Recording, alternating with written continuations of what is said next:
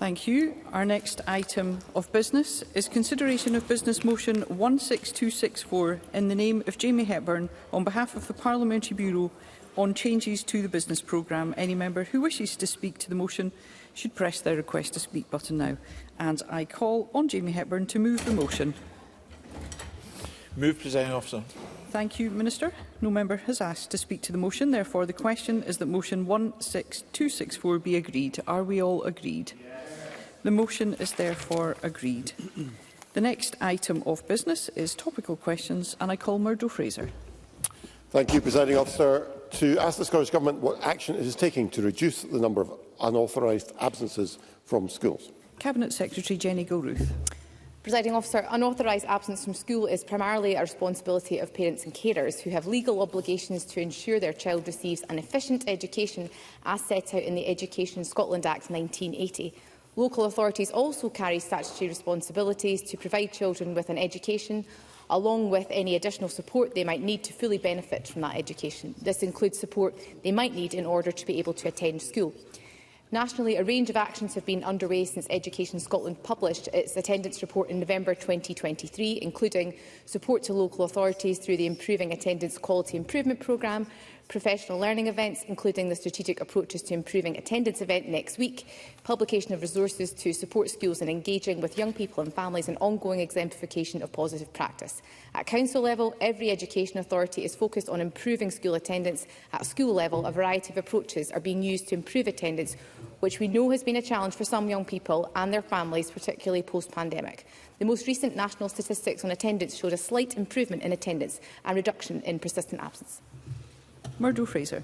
Can I thank the Cabinet Secretary for that response? According to an analysis by the Sunday Times newspaper, Scottish pupils are more likely to miss school regularly than those elsewhere in the United Kingdom.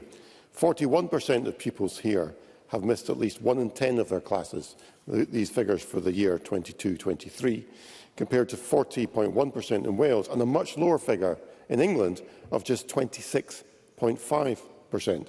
Now, these statistics have serious consequences for pupils, particularly those with additional needs, and particularly those from less privileged backgrounds, and lead to a widening of the attainment gap. So why does the Scottish Government believe the figures here are so much worse than they are south of the border? Cabinet Secretary. I thank the member for his question. I think he's raised this with me in the Chamber previously, so I thank him for his interest in what I recognise as a significant challenge in our schools post-pandemic. I think it worthwhile putting on the record we do need to be quite careful in terms of making direct comparisons between Scotland and England, of course, because the functionality used to measure attendance in Scotland is the CMIS system, and that functionality might differ between schools. But I accept the challenge in Scotland is greater, but we just need to be quite careful in terms of making those direct comparisons. The rates of persistent absence in these statistics are not acceptable, and I've been very clear that we need that renewed drive across all levels of government and agencies to address that as a priority. We know that absence is among the post-pandemic challenges, as I outlined previously, facing our schools, not just in Scotland, but of course across the UK and internationally. And Education Scotland is providing support to schools directly to improve attendance and to reduce absence, and that follows publication of the Improving Attendance Report, which I commissioned back in 2023. And if the member is interested, if he looks at some of the data in relation to certain year groups, there are gaps in those in terms of transition years from primary into secondary and also broad general into senior phase. So there are certain types of time during the school academic year where some of this challenge is greater than in others. And of course, as the member alludes to, in certain local authorities it seems to be more of a challenge than for others. To that end, Education Scotland is looking at targeting those local authorities to provide that tailored local support. And I've also asked the Chief Inspector of Education to ensure that persistent absence is addressed in every school inspection and to identify successful approaches which can be shared more widely. Murdo Fraser. The Cabinet Secretary for that further response. And I was interested that she referenced the local authorities, because there are examples of good practice out there. For example, Conservative-run South Ayrshire Council, where initiatives there have seen rising attendance in schools, perhaps bucking a trend elsewhere. So what is the Scottish Government doing to ensure this best practice is shared more widely, that other local authorities can also take similar initiatives? Cabinet Secretary. I think the member raises an interesting point. Of course, practice varies across the country in relation to approaches that have been taken. There are a number of different practices that are being undertaken by local authorities using pupil equity funding, which of course is direct funding which is protected from the Scottish Government. So, for example, Queensferry High School in Edinburgh is using its PEF funding to recruit, two pupil support officers. They've worked with families to help support attendance in that school context. We've also got examples from Lesmahago High School in South Lanarkshire, again using their PEF funding to help support activities, to help include and encourage families back into schools. We know that's been a challenge for many families, particularly post-pandemic, engaging with schools, engaging with head teachers. But in terms of sharing good practice, the responsibility rests with Education Scotland as the national agency. They've been working with local authorities, as I mentioned, at local authority level, particularly trying to target those local authorities where there are challenges. But I'm more than happy to hear from local authorities where there is good practice and to lift that good practice up as an example to others. It's hugely important post-pandemic that we support renewed efforts to bring young people back into school physically, where we know that their attainment will improve if they are in school learning. And for many young people, we do have to also recognise that has been a challenge, particularly post-pandemic. Duncan Glancy. Thank you, Presiding Officer. Yesterday I met with young people from Includum in Glasgow to hear from them about this very issue. And as the Cabinet Secretary will know, issues leading to absence from school are complex. But what came up time and again is the lack of whole family support or early preventative action, including through access to crucial public services like CAMHS.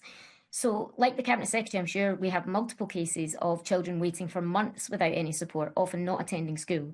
So can I ask the Cabinet Secretary, what conversations is she having with the Cabinet Secretary for Health and Social Care and other colleagues to address the wider issues families face that lead to absence from school?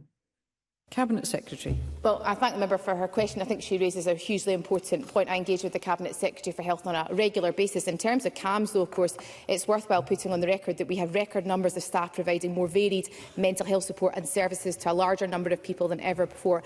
And our national performance against the 18-week CAMHS standard is at the best performance ever reported since the standard was introduced in 2014. That being said, the CAMHS end of the system is the more challenging end of the system. And I think the member raises an important point about early intervention. She will also recognise the additionality that Scottish Government provides to our local authorities in terms of mental health counselling in our schools, with £16 million of funding.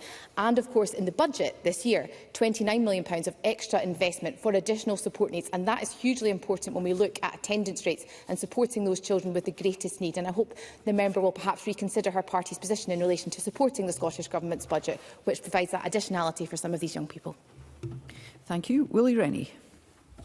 This is a widespread problem. It's not just a small group of young people who are persistently absent. We do know that some families are finding it difficult to pay for holidays at peak times, so are taking their children out of school at other periods. What message does the Cabinet Secretary have for them, but also for the holiday companies who seek to exploit at peak periods? Cabinet Secretary.